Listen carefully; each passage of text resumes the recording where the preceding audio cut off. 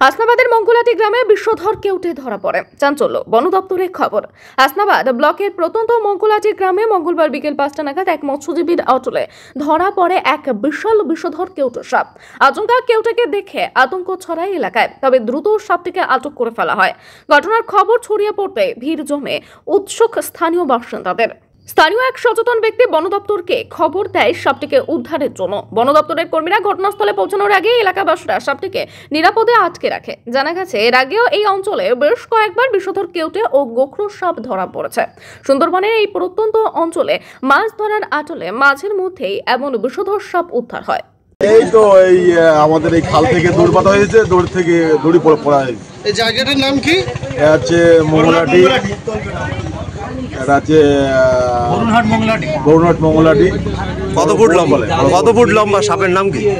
কেউটি সাপ 3.5 ফুট লম্বা হবে। রামেশ্বরপুর গ্রাম পঞ্চায়েতের ভিতরে পড়ছে। বরুণহাট রামেশ্বরপুর গ্রাম পঞ্চায়েত। এর আগে কি এখান থেকে সব দেখা গেছে? হ্যাঁ, এখান থেকে 2 বছর আগে দুটো পড়েছিল, আবার এই একটা পড়লো। তাই সাপটাকে কি করবেন আপনারা? আমরা বন দপ্তরের কাছে তুলে দেবো, এর একটা চিন্তা ভাবনা করেছি। ফোন করেছেন? হ্যাঁ, ফোন করেছি।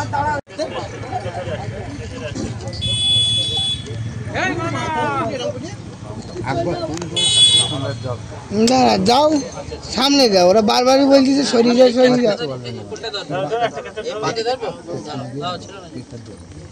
মাছকে দেখো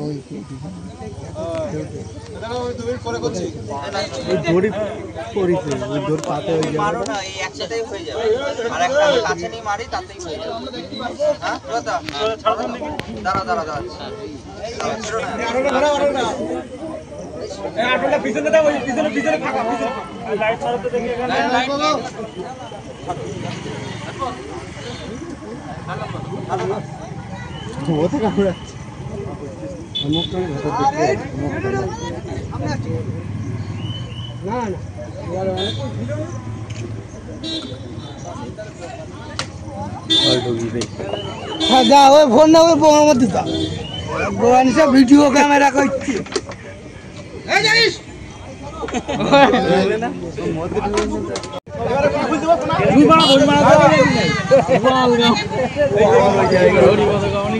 কি করতে আছি ওই তো কামি ঘর